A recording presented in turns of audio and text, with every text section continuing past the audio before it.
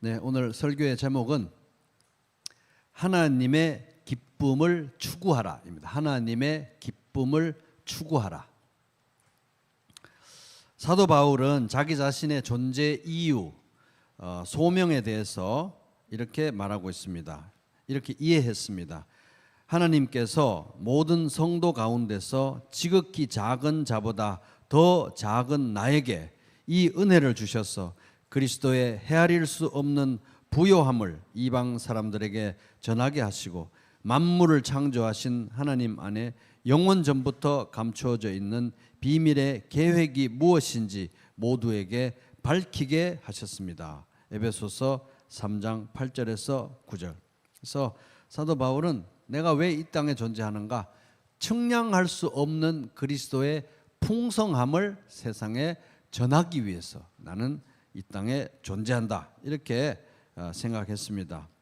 그래서 그는 측량할 수 없는 그리스도의 풍성함에 대해서 조금이라도 더 알고 싶은 것이 사도 바울의 가장 간절한 소원이었습니다. 그래서 그 지식이 얼마나 고상한지 다른 것은 극에 대하면 배설물에 지나지 않는다고 생각했습니다. 측량할 수 없는 그리스도의 풍성함, 이걸 이제 오늘 방금 이제 우리가 읽은 이 말씀에서 볼 때, 에베소서 3장 8절 9절에서 볼 때 좀 다르게 표현하면 이것은 영원 전부터 감추어져 있던 비밀의 계획, 비밀의 경륜, 이렇게 표현할 수 있는데, 다른 말로 하면 그리스도의 비밀입니다. 그리스도의 비밀. 그래서 에베소서 1장에서 3장은 예수 그리스도의 비밀에 대해서 얘기하고 있습니다. 예수 그리스도의 비밀은 우리가 그리스도 안에서 그의 피로 속량 곧 죄사함을 받았다는 것이고, 또한 그 안에서, 예수님 안에서 이렇게 이질적이고 다양한 우리들이 하나가 되어서 함께 하나님이 거하실 처소로 지어져 가고 있다. 이게 바로 그리스도의 비밀입니다. 그리스도의 비밀은 교회 안에 있고 교회를 통해서 나타납니다. 이렇게 교회는 만물 안에서 만물을 충만하게 하시는 그리스도의 몸으로서, 또 우리 안에 그리스도의 비밀을 간직한 공동체로서 에베소라는 이 세상, 에베소 같은 세상에 우리는 존재하고 살아가고 있습니다. 교회는 에베소에 살고 있지만 에베소와 구별되고, 에베소와 구별되지만 에베소를 변화시키는 공동체입니다. 이것이 바로 교회가 간직하고 있는 그리스도의 비밀의 위대함이고 또 복음의 파괴적인 능력입니다. 그래서 사도 바울은 나는 복음을 부끄러워하지 않는다. 다른 말로 하면 나는 복음이 너무 자랑스럽다. 왜? 이 복음이야말로 온 인류에게 주신 하나님의 유일한 대안, 구원의 방식이기 때문에 그렇다. 이렇게 로마서 1장 16절에서 17절 말씀하고 있습니다. 에베소서 1장에서 3장은 그리스도의 비밀에 관한 교리를 가르치고 있고, 4장에서 6장은 이 교리를 바탕으로 한 성도의 실제적인 삶에 대해서 가르칩니다. 그래서 1장에서 3장 전반부는 교리, 4장에서 6장 후반부는 적용, 이렇게 기억하면 되겠습니다. 그래서 이제 4장 1절부터 적용이 시작되는데, 이제 여기서부터 나오는 이 적용, 바울이 가르치고 있는 이 적용 부분을 요약할 수 있는 아주 중요한 키워드가 하나 있습니다. 그거는 뭐냐 하면 4장 1절 한번 볼까요? 같이 읽어보겠습니다. 시작. 그러므로 주 안에서 갇힌 내가 너희를 권하노니 너희가 부르심을 받은 일에 합당하게 행하여 페리파테오, 행하여 걷다, 길을 가다, 이런 의미입니다. 그래서 성경은 기본적으로 인생을 길로 생각합니다. 길로 간주합니다. 그래서 세상에 많은 길이 있는 것 같지만 두 가지로 요약됩니다. 하나는 에베소의 길, 하나는 에베소 교회의 길. 그죠? 하나는 의의 길, 하나는 악인의 길, 하나는 하나님이 기뻐하시는 길, 하나는 하나님이 싫어하시는 길입니다. 그래서 바울이 말하는 바는 뭡니까? 에베소에 살고 있지만 에베소의 길을 가지 마라. 에베소에 살고 있지만 에베소 교회의 길을 가라 하는 것입니다. 그래서 이제 요 페리파테오 행하다는 말로 이제 적용 부분을 이제 요약하면 이렇습니다. 4장 1절에 이제 부르심을 받은 일에 합당하게 행하라 이렇게 말하고 나서 바로 4장 1절부터 16절까지 쭉 내려가면서 사도 바울이 강조하고 있는 것은 교회의 하나됨입니다. 하나됨. 교회의 하나됨에 대해서 강조하고 있습니다. 그러니까 페리파테오 행하다라는 말을 이제 대입해서 말하면 4장 1절에서 16절은 하나됨 가운데 행하라 이렇게 요약할 수 있습니다. 하나됨 가운데 행하라. 시작. 4장 17절 같이 읽겠습니다. 시작. 그러므로 내가 이것을 말하며 주 안에서 증언하노니 이제부터 너희는 이방인이 그 마음에 허망한 것으로 행함같이 행하지 말라. 그런 식으로 페리파테오 행하지 말라. 그런 식으로 길을 가지 말라. 이렇게 말하면서 4장 17절에서부터 32절까지 쭉 내려가면서는 바울은 옛사람과 새사람을 대조하면서 예수 믿고 구원받은 사람은 예수 안에서 이미 새사람이다. 그러나 아직 이미 우리는 예수 안에서 새사람이지만 여전히 죄성을 가지고 이 세상에 살기 때문에 매일 우리는 옛사람을 벗고 새사람을 입는, 옛사람을 벗고 새사람을 입는, 아우 나는 왜 이렇게 안 돼? 다 그래요 다. 그래서 매일 옛사람을 벗고 새사람을 입는 영적 훈련을 매일매일 해야 된다. 이런 얘기를 여기 쭉 하고 있습니다. 그래서 에베소에 살고 있지만 에베소 사는 사람들이 가는 길을 가지 마라. 구별된 삶을 살아라. 이런 말을 합니다. 그래서 이 이제 구별된 삶이라는 이제 이런 의미의 성경적인 단어는 거룩함입니다. 따라볼게요. 거룩함. 그래서 이제 4장 17절에서 32절은 요약하면 거룩함 가운데 행하라 이렇게 말할 수 있습니다. 거룩함 가운데 행하라. 시작. 그다음에 이제 5장으로 넘어옵니다. 5장 1절 2절. 그러므로 사랑을 받은 자녀같이 너희는 하나님을 본받는 자가 되고 그리스도께서 너희를 사랑하신 것 같이 너희도 사랑 가운데서 행하라. 그는 우리를 위하여 자신을 버리사 향기로운 제물과 희생 제물로 하나님께 드리셨느니라. 그래서 오늘 살펴보게 될 5장의 1절부터 6절까지의 내용은 사랑 가운데 행하라고 요약할 수 있습니다. 시작. 그 다음에 5장 7절 보면은 제가 읽습니다. 그러므로 그들과 함께 하는 자가 되지 말라. 너희가 전에는 어둠이더니 이제는 주 안에서 빛이라.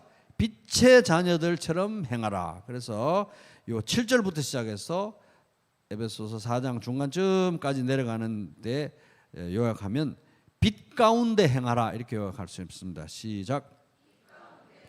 그래서 이런 전체적인 맥락을 이제 염두에 두고 기억하면서 이제 오늘은 이제 오늘 본문 에베소서 5장 1절에서 10절 여기에서 말씀을 살펴보면서 에베소에 우리가 이제 교회가 있잖아요. 에베소에 우리 에베소에서 교회로서 살아갑니다. 예수 그리스도의 비밀을 품고 살아가는 에베소 교회의 성도들이 이 에베소에서 어떻게 살아가야 되냐 하는 거예요. 예수 그리스도의 비밀을 품고 살아가는 이 성도들이 에베소에서 어떻게 살아가야 되느냐, 그거를 이제 오늘 본문에서 한 3가지 정도로 요약해 보도록 하겠습니다. 자, 첫째, 그리스도의 비밀을 품고 교회를 이루고 사는 우리가 에베소 같은 세상에서 우리가 어떻게 살아야 되느냐. 첫째, 따를게요. 사랑 가운데 행하라. 시작. 5장 1절. 그러므로 사랑을 받는 자녀같이 너희는 하나님을 본받는 자가 되고. 그래서 로마 감옥에 있는 사도 바울은 지금 엄청난 얘기를 합니다. 하나님을 본받는 자가 되라고 말합니다. 하나님을 본받는 자가 되라고요. 이게 보통 말이 아니잖아요. 하나님을 본받는 자가 되라. 그래서 그 당시 성경은 구약 성경밖에 없었는데 사도 바울은 어디에서 이 하나님을 본받아라는 사상을 얻었을까요?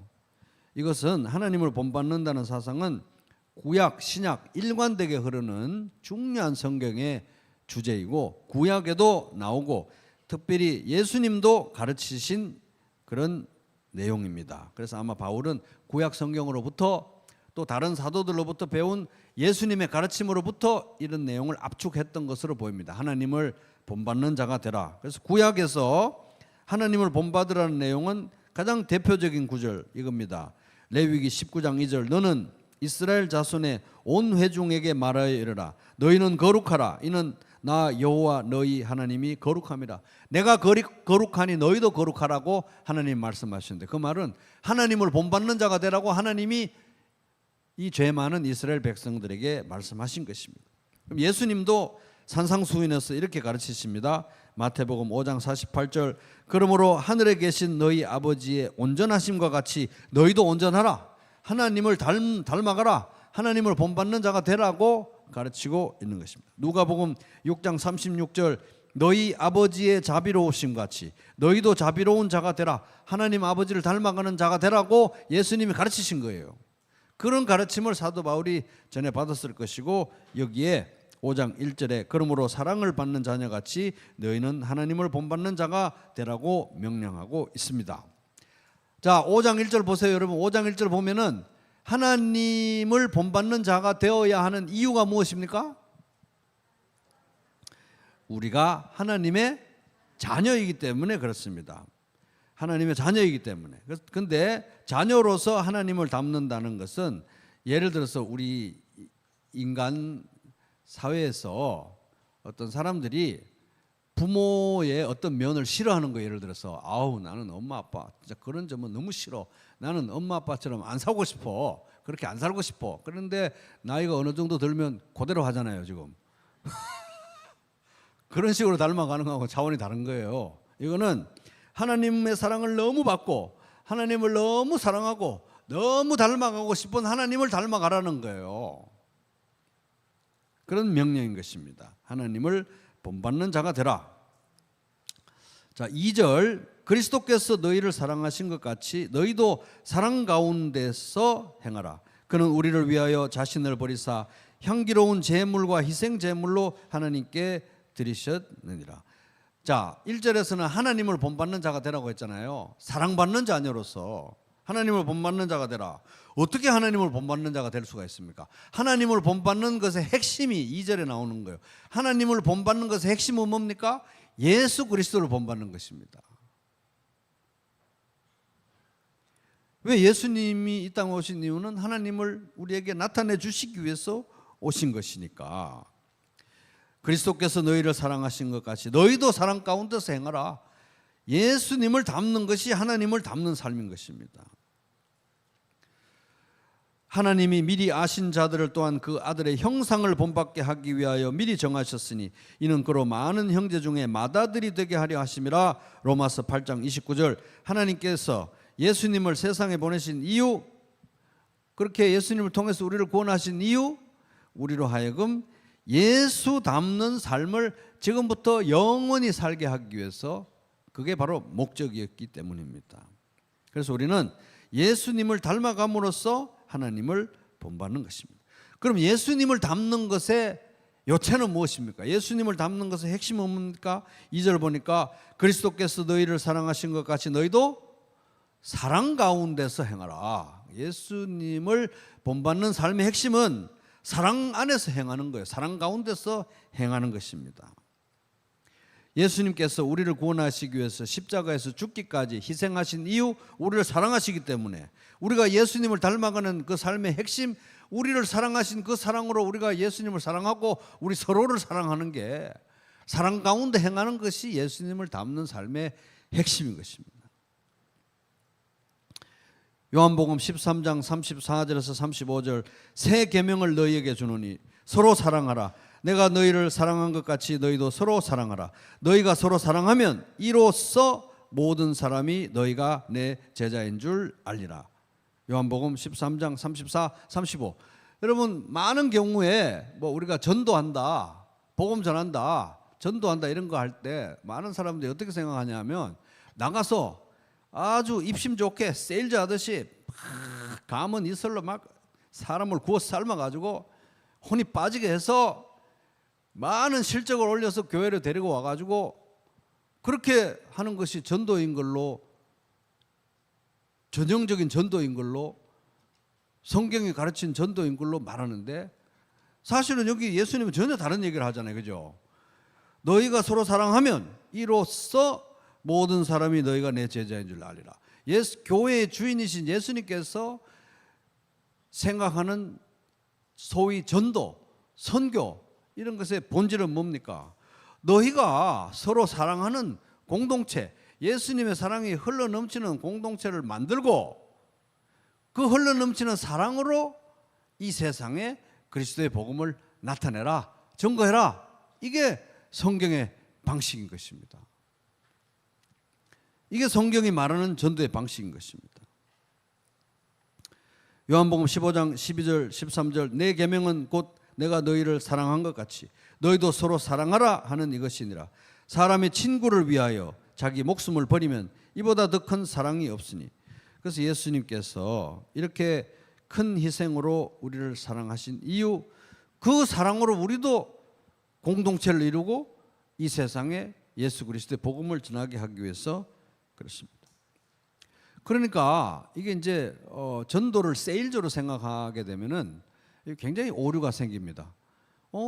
하나님이 여러분 사랑하십니다. 하나님 당신 사랑하세요.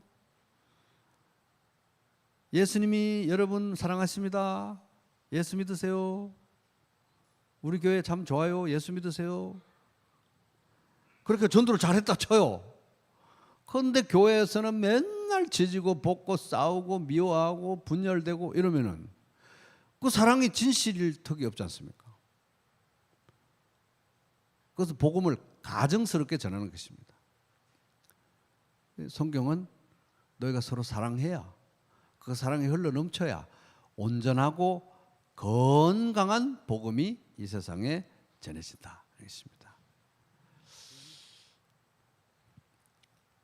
그러니까 우리는 건강한 복음을 전하려고 하면 옆에 앉아 있는 분들하고 우리가 사랑을 해야 되는 것입니다.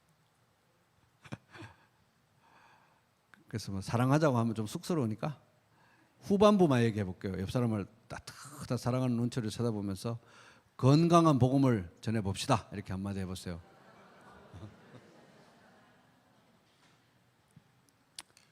건강한 복음은 사랑하는 공동체를 통해서만 나올 수 있는 거예요. 그게 예수님의 디자인인 것입니다.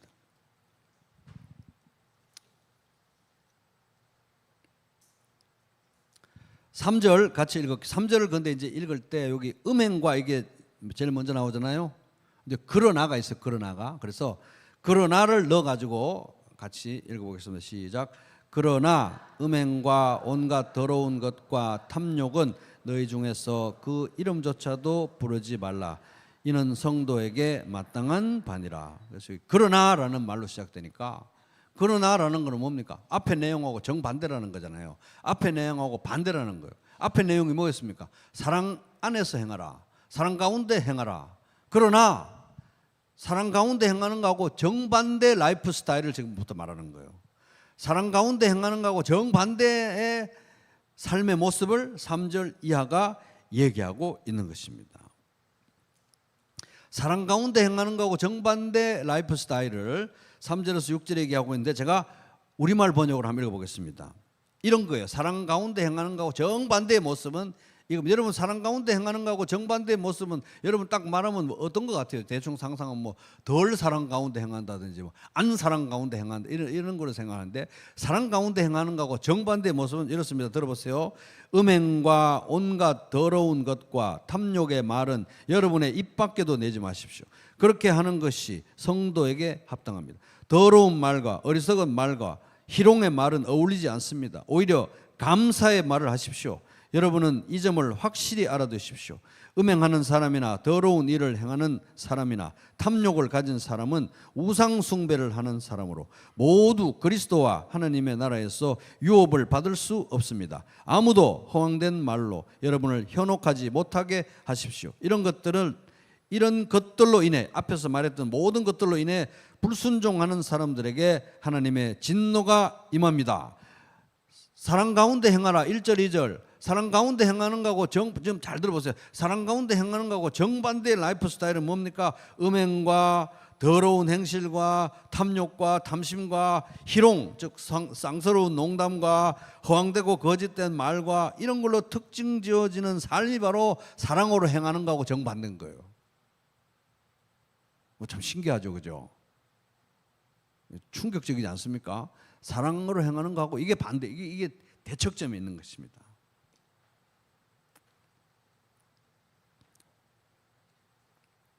그러니까 이제 이런 삶의 모습은 하나님 나라를 상속받지 못하는 사람들, 하나님의 진노를 받을 수밖에 없는 사람들의 특징이고, 다른 말로 쉬운 말로 하면 거룩하지 못한 삶을 사는 거예요. 그죠? 안 거룩한 삶을 사는 것입니다.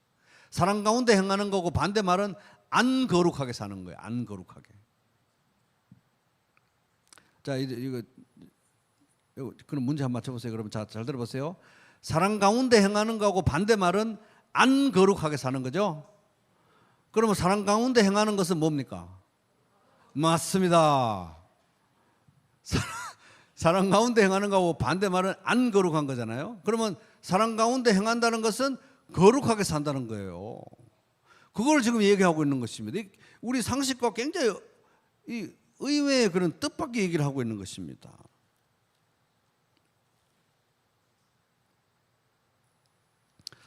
그도 그럴 것이 3절에 거룩이라는 단어가 나와요. 3절에 거룩이라는 단어가 어디 나옵니까?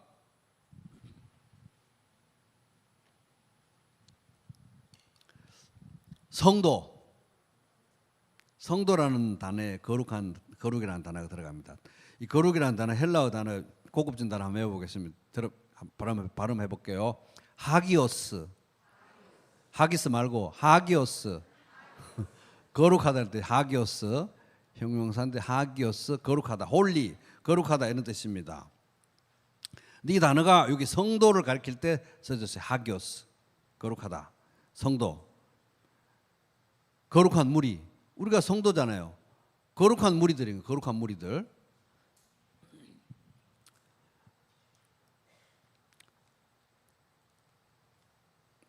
그래서 이제 사랑 가운데 행한다는 것은 거룩한 삶을 산다. 사랑 가운데 행한다는 거에 반대말은 성도답지 않게 산다. 안 거룩하게 산다 이거잖아요. 사랑 가운데 행하는 건 거룩하게 사는 것입니다. 그래서 이게 세상에서는 사랑하면 됐지 우리가 뭐 좀 부정부패, 뭐 거짓말, 뭐 좀 나쁜 짓 덮어주고 사랑하면 됐지 우리가. 거기 세상의 사랑에는 거룩함이 없어요. 거룩함이 요구되지 않습니다. 사랑하면 됐지 우리가. 좋은 게 좋다고. 근데 성경적인 사랑은, 하나님의 사랑은, 그리고 그 하나님의 사랑을 입은 성도의 사랑은 거룩한 사랑인 것입니다. 거룩한 사랑. 시작. 거룩한 사랑인 것입니다. 그래서 하나님의 사랑을 입은 사람들로서 사랑 가운데 행한다면 거룩한 삶을 살 수밖에 없어요. 거룩한 삶을 산다면 사랑 가운데 행할 수밖에 없는 것입니다.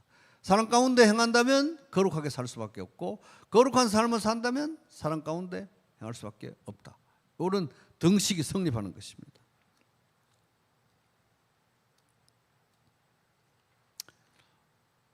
굉장히 중요합니다. 잘 생각해봐요.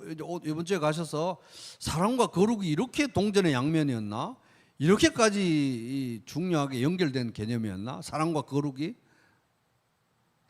진짜 사랑 가운데 행한다면 안 거룩할 수가 없는 거예요.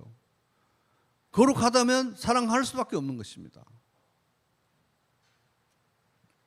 그래서 에베소서 전체에 하기오스, 거룩하다라는 단어가 총 15번, 이 짧은 편지에 15번 사용되는데, 그 중에서 성도를 가리키기 위해서 9번이 사용되고, 성령을 가리키기 위해서 2번이 사용되고, 성전을 가리키기 위해서 1번이 사용되고, 거룩한 사도들을 수식하는 말로 1번 사용됐습니다.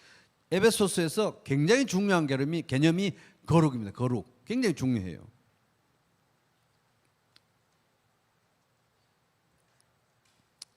그래서 사랑과 거룩이 얼마나 심오하게 연관되어 있는지 우리가 맨날 암송하고 있는 이 구절, 에베소서 1장 4절로 한번 넘어가 가지고 한번 읽어보겠습니다. 에베소서 1장 4절 같이 읽겠습니다.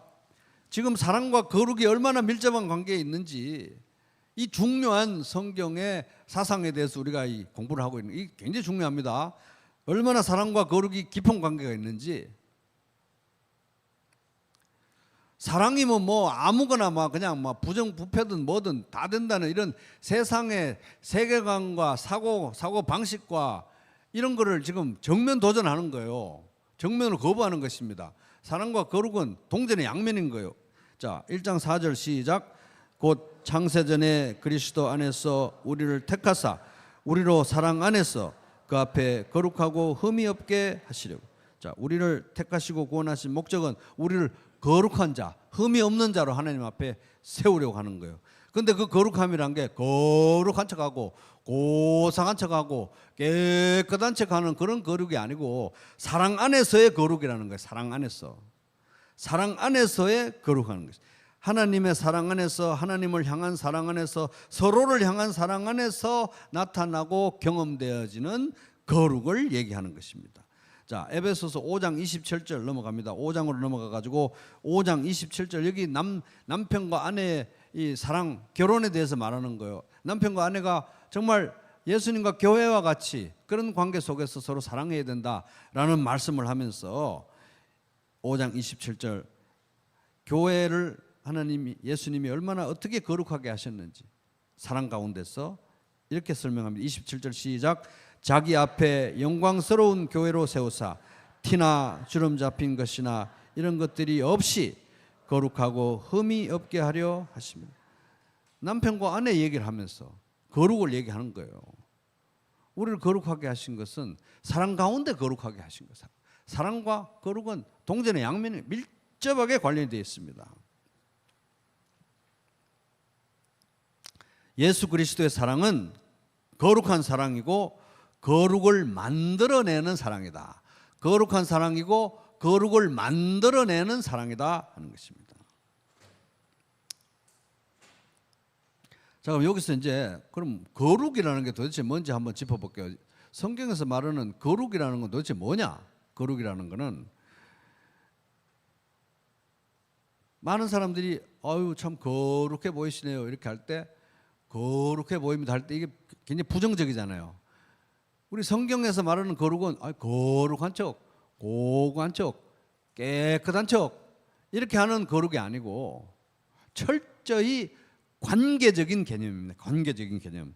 누구와? 하나님과의 관계적인 개념이 하나님과 관계되는 개념. 거룩이라는 것은 나 혼자서 도덕적이고 법도 잘 지키고 깨끗한 척 이게 거룩이 아니라는 거예요. 그런 거룩은 하나님 앞에서 걸레 같은 것입니다. 아무 의미가 없습니다. 그렇게 될 수도 없고.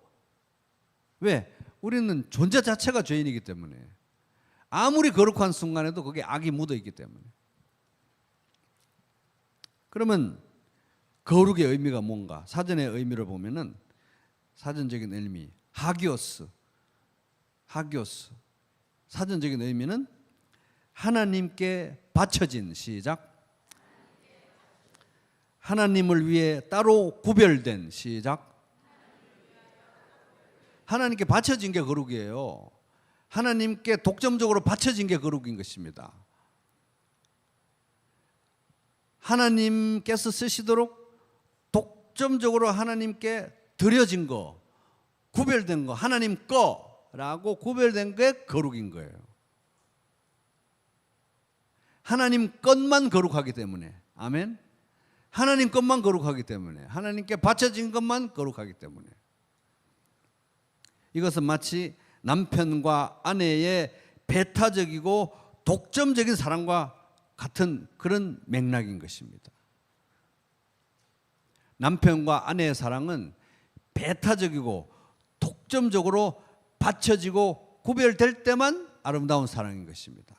남편과 아내의 사랑이 배타적이고 독점적으로 구별된 게 아니면 건강한 사랑이 아닌 거예요. 그런 의미에서 거룩인 것입니다. 그러므로 예수님을 사랑하는 교회, 교회의 머리이신 예수님을 사랑하는 교회는 예수님에게만 집중하겠죠. 그게 거룩인 것입니다. 드려주고 바쳐진 거.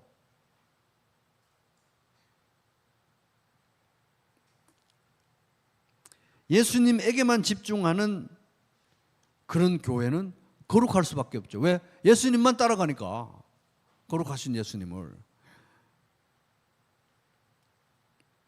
하나님의 사랑에 젖어 있고 하나님을 사랑하고 그 하나님이 사랑하는 형제 자매를 사랑하는 그런 성도, 그런 교회는 거룩할 수밖에 없는 것입니다. 왜? 받쳐진 사람들이기 때문에, 구별된 사람들이기 때문에, 관계성 속에서만 거룩한 것입니다. 그래서 성경에서 말하는 사랑과 거룩은 동전의 양면이다. 하나님을 사랑하기 때문에, 하나님께 독점적으로 바쳐졌기 때문에, 하나님께 배타적으로 드려졌기 때문에, 구별됐기 때문에 거룩하신 하나님을 닮아갈 수밖에 없는 거예요. 안 그렇습니까?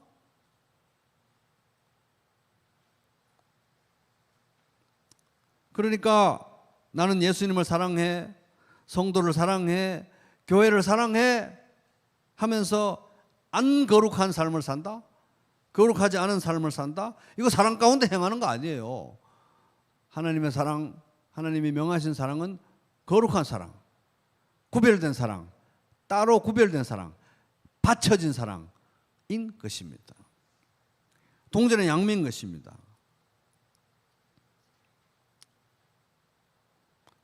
반대로 뒤집으면 난 거룩한 삶을 살고 싶어요. 아, 난 너무 거룩한 삶을 살고 싶어. 아, 근데 우리 교회 성도들 말이야, 정말 난 거룩한 삶을 살고 싶어서 우리 교회 성도들하고는 안 어울리고 싶어. 이건 거룩한 게 아니에요. 그게 뭔 거룩입니까? 거룩의 동전의 뒷면은 사랑이고 사랑의 동전의 뒷면은 거룩인 것입니다. 우리 교회 성도들은 내 거룩에 방해가 돼. 그건 사랑이 아닌 것이죠. 그건 거룩이 아닌 것입니다.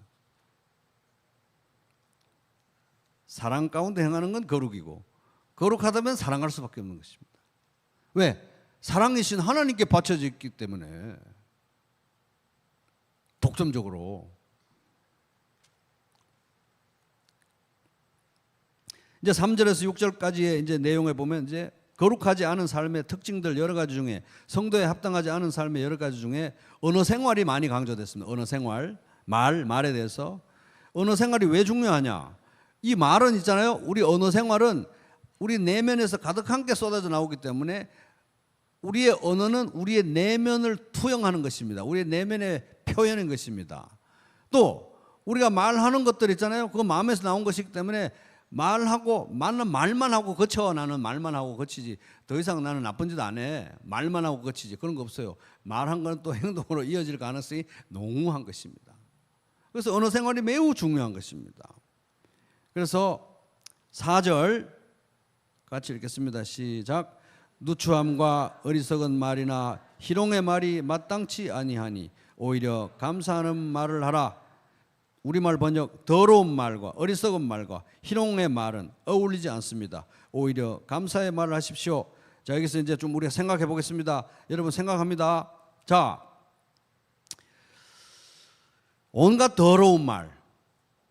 여러분 혹시 이거 더러운 말도 좀 가끔 해보시죠? 온갖 더러운 언어 생활, 미련한 언어 생활, 악한 언어 생활에 대한 해독제, 치료제는 무엇일까요? 4절에서 보면은. 야, 맞습니다. 감사하는 말이에요. 감사하는 말.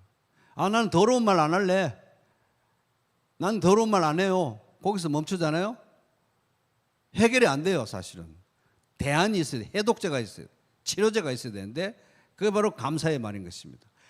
감사의 말이 있는 곳에서만 이 더러운 말이 자제가 되는 거예요. 절제가 되는 거예요. 감사가 없는 곳에는 더러운 말이 막 나올 수 있는 것입니다. 그러나 감사가 넘치는 곳에 더럽고 미련하고 악한 언어가 발붙일 곳이 없다. 아, 내 입은 요새 내 입이 요새 이거 내가 어디 아픈가? 왜 이렇게 내 입이 걸걸해지지? 이렇게 자꾸 악하고 더럽고 막 이렇게 이런 미련한 말들이 왜 자꾸 나오지? 왜 그럴까요? 4절에 하면 맞습니다. 감사의 말이 없어졌기 때문에, 감사하지 않기 때문에 그런 거예요. 이게 성경이 말하는 바인 것입니다. 그래서 언어 생활의 원천적인 해결을 위해서는 감사를 회복해야 되는 것입니다. 감사. 사실 모든 인간의 악의 출발점은 하나님에 대한 감사가 없는 데서 출발합니다. 로마서 1장 21절 그들은 하나님을 알면서도 하나님을 영화롭게 하지도 않고 감사하지도 않았습니다. 그랬더니 오히려 그들의 생각이 허망해졌고 그들의 어리석은 마음은 어두워졌습니다. 여기서부터 모든 죄악이 쫙 나오는 거예요. 하나님에 대한 감사가 없어지니까 마음이 부패해지고 어느 생활이 타락하고 그런 것입니다. 여러분 수도꼭지 우리의 입은 어떻게 보면 수도꼭지 같아요. 제가 보기에는 여기서 더러운 말도 나오고 깨끗한 말도 나오고 찬물도 나오고 뜨거운 말도 나오고. 여러분 요즘 여름철에는 간단하게 손 씻을 때 뜨거운 물로 수도꼭지 뜨거운 물로 하십니까? 찬물로 하십니까? 보일러도 아껴야 되니까 기름도 가스도 아껴야 되니까 찬물로 해야 되겠죠. 근데 누가 어떻게 모르고 이쪽으로 왼쪽으로 휙 돌려놓으면 뭐가 나오죠? 뜨거운 물이 나오면 어떻게 해야 됩니까? 얼른 오른쪽으로 돌려야 되지 않습니까? 이제 파는 쪽으로. 자, 여러분도 모르게 여러분 입에서 미련한 말, 말도 안 되는 말, 험한 말, 악한 말 이런 말들이 나오면 수도꼭지를 어느 쪽으로 돌려야 되겠습니까? 1번 오른쪽, 2번 감사한 쪽으로 돌려야 찬송하리로다. 하나님 곧 우리 주 예수 그리스도의 아버지께서 그리스도 안에서 하늘에 속한 모든 신령한 복을 우리에게 주시되 이러면서 감사의 말로 수도꼭지를 오른쪽으로 돌리시기 바랍니다. 감사만이 우리의 이 더러운 입술을 치유할 수 있는 거예요.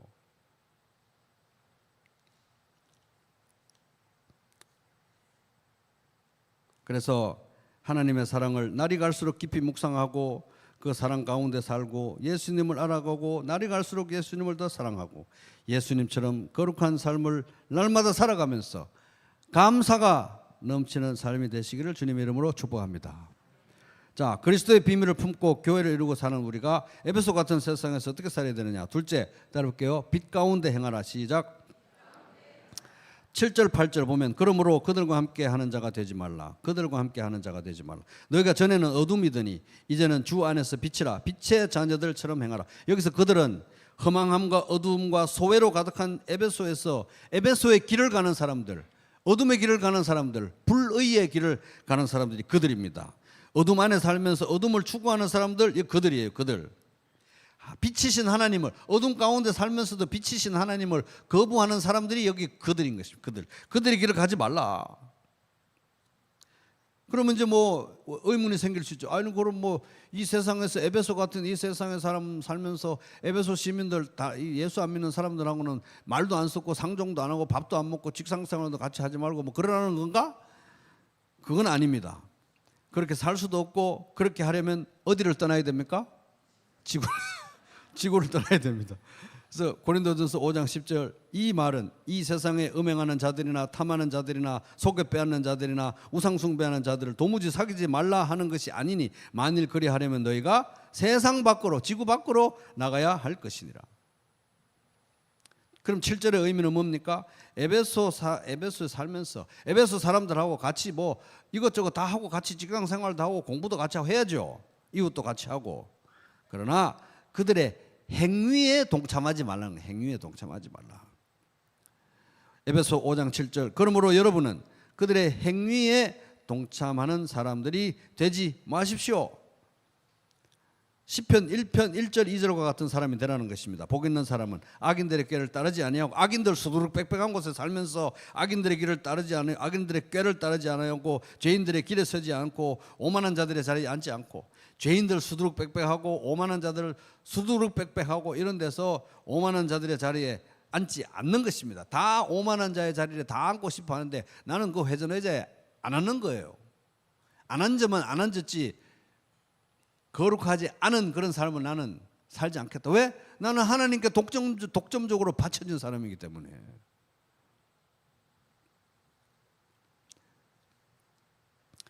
시편 139편 21절 22절 여호와여 내가 주를 미워하는 자들을 미워하오며 주를 치러 일어나는 자들을 미워하지 아니하나이까. 내가 그들을 심히 미워하니 그들은 나의 원수들이니. 이건 뭐 이웃을 원수처럼 생각하고 이웃을 다 예수 안 믿는 사람들을 막 정오하고 살라는 얘기가 아니라 구별된 삶을 살아가는 거예요. 구별된 삶을.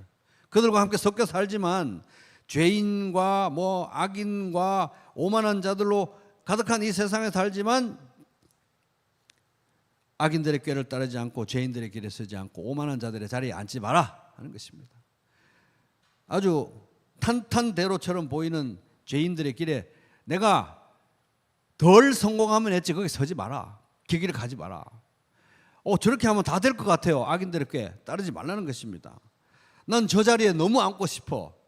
오만한 자의 자리에 앉지 말라는 것입니다. 구별된 삶을 살아가는 것입니다. 빛에 속한 사람들처럼 살라는 의미입니다.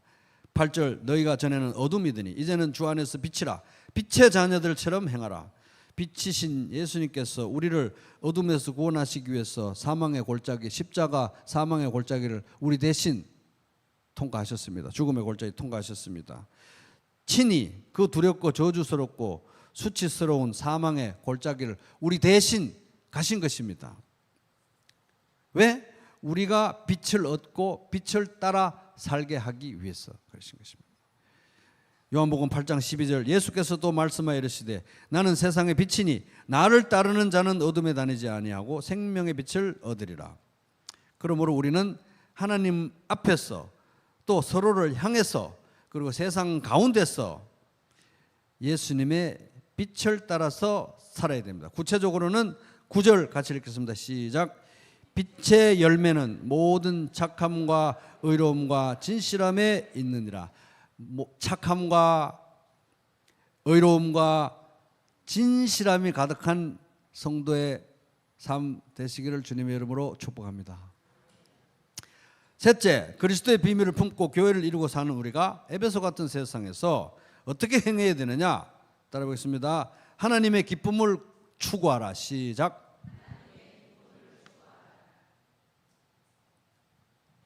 10절 중요하니까 같이 읽겠습니다. 시작.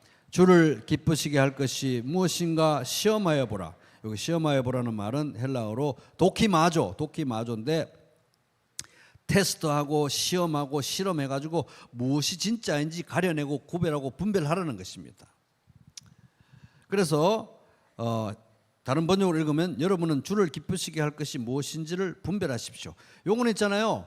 로마서 사도 바울이 로마서 1장에서 11장까지 복음에 대해서 하나님의 의에 대해서 교리를 쫙 쓰고 나서 12장 1절부터 적용의 말씀을 주시는데 이렇습니다. 그러므로 형제들아 내가 하나님의 모든 자비하심으로 너희를 권하노니 너희 몸을 하나님이 기뻐하시는 거룩한 산 제물로 드리라. 이는 너희가 드릴 영적 예배니라. 너희는 이 세대를 어떻게 하지 말고 본받지 말고 에베소의 길을 가지 말라는 것입니다. 본받지 말고 오직 마음을 새롭게 함으로 내면으로부터 변화를 받아가지고 하나님의 선하시고 기뻐하시고 온전한 뜻이 무엇인지 분별하도록 하라. 같은 맥락의 말씀입니다. 근데 오늘 특별히 여기 에베소서 5장 10절은 하나님을 기쁘시게 할 것이 무엇인지 분별하고 찾아내고 그것을 추구하라.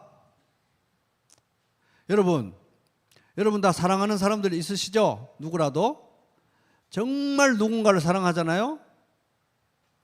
정말 누군가를 사랑하면은 근데 뭐 당신은 왜 안 그래 이러지 마시고 정말 누군가를 사랑하면은 그 사람이 뭘 좋아하는지 뭘 기뻐하는지 연구하게 될까요? 안 될까요? 연구하게 돼요. 연구하게 됩니다. 근데 이걸 좋아하나 봐 해서 줬는데 안 좋아해요. 그럼 어떻게 해야 돼요? 내가 다시는 주라 봐라 이럽니까? 아니면 연구를 더 합니까? 말씀을 보고 연구를 더 해야죠. 말씀을 더 묵상해야죠. 그게 내가 잘못된 해석이었나 봐. 잘못된 분별이었나 봐. 내가 잘못 적용했나 봐. 말씀 보고 분별해서 하나님이 기뻐하시는 게 진짜 뭔지 분별해야죠. 끝까지 찾아야죠. 계속 찾아야죠. 평생에 걸쳐서. 그걸 말하는 것입니다. 그리고 실제로 뭐 사랑하는 사람들만 그런 게 아니라 우리 모든 인간에게 가장 기본적인 욕구가 세 가지가 있다고 합니다. 그거는 사랑, 인정, 안전. 모두가 다 안전하고 싶고 모두가 다 사랑받고 싶고 모두가 다 인정받고 싶습니다. 안 그렇습니까 여러분? 다 사랑받고 싶죠? 다 인정받고 싶지 않습니까? 누군가에게 사랑을 받고 인정을 받아야 우리는 안정감을 느끼는 것입니다.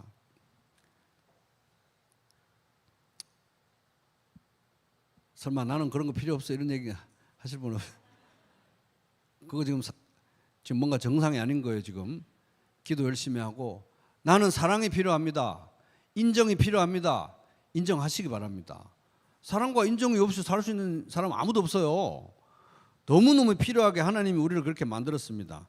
그런데 여러분 한번 생각해 보세요. 다 우리가 사랑이 필요하고 다 인정받는 거 필요하죠. 다 인정받고 싶고 다 사랑받고 싶죠.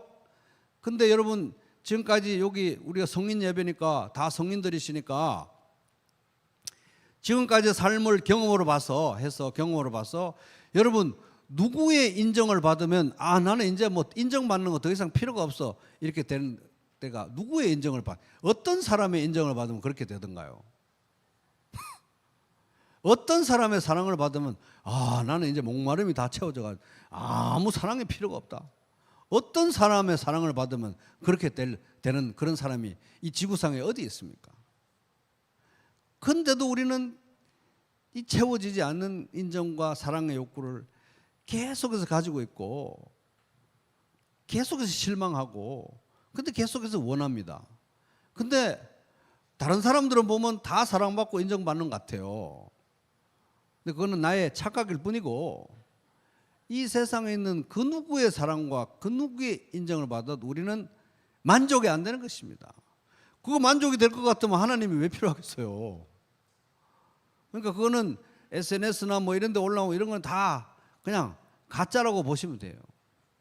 사람의 인정과 사랑의 사랑을 받아가지고 만족할 수 있는 사람은 아무도 없고 그런 걸 줄 수 있는 사람도 아무도 없어요. 나 하나 건사하고 살기도 힘든데 어떨 때는 나 자신이 뭐 용서가 안 되고 나 자신도 막 사랑하기 힘들어가지고 죽겠는데 누가 누구를 도대체 우리가 사람들끼리 뭐 사랑해가지고 흠뻑 만족하게 사랑하고 흠뻑 만족하게 인정해주고 그런 사람이 누가 있겠습니까? 결국은 어떤 사람도 누구라도 하나님의 인정을 받기 전에는 이게 만족이 안 되는 것입니다. 해결이 안 되는 거예요. 여러분 이거 오늘 정확하게 인정하셔야 됩니다. 하나님의 사랑을 받기 전에는 하나님의 칭찬을 받기 전에는 칭찬받고 싶고 인정받고 싶은 욕구가 절대 채워지지 않아요. 여러분 이제 꼭 믿으시기 바랍니다. 안 그러면 하나님의 존재가 필요가 없는 거예요. 우리가 그런 사람 만나면 되지 하나님 왜 찾습니까? 어떤 사람도 안 되는 거예요. 오직 하나님의 칭찬과 하나님의 인정을 받아야 되는 거예요. 근데 오늘 여기 보니까 그리고 사람의 인정과 사람의 사랑을 받기 위해서 애쓰고 노력하잖아요. 그러면 내 인격이 파괴돼요. 그렇죠? 더 공허해. 마치 목마른데 계속 소금을 마시는 거하고 똑같아요. 좀 더 사랑해 주세요. 좀 더 인정해 주세요. 계속 사랑과 인정을 추구하고 원해도 안전한 분이 딱 한 분이 있습니다. 그게 누굽니까? 하나님. 하나님의 사랑과 하나님의 인정은 우리가 마음껏 추구해도 돼요. 그러니까 여기 10절 읽어보겠습니다. 시작. 주를 기쁘시게 할 것이 무엇인가 시험하여 보라. 물론 사랑하는 가족들이 뭐 반찬을 뭘 좋아하는지 뭐 선물을 뭘 좋아하는지 연구하고 해야 되겠죠. 그러나 내가 그 어떤 사람도 다 만족시킬 수 없다는 한계를 인정하고 사실 우리는 각자 하나님을 기쁘시게 할 것이 무엇인지 연구하고 분별하고 실험하고 적용해보고 또 안 되면 또 다시 연구해보고 말씀으로 자꾸 돌아가면서 내가 도대체 하나님을 기쁘시게 하는 삶을 어떻게 살 수 있을까? 주야로 연구하는 여러분 되시기 바랍니다. 연구를 해야 돼요. 연구를 안 하는데 어떻게 하나님을 기쁘시게 하는 삶이 뭔지 어떻게 알겠습니까? 연구를 해야 되는 것입니다. 연구해야 됩니까? 안 해야 됩니까? 연구해야 되는 거예요.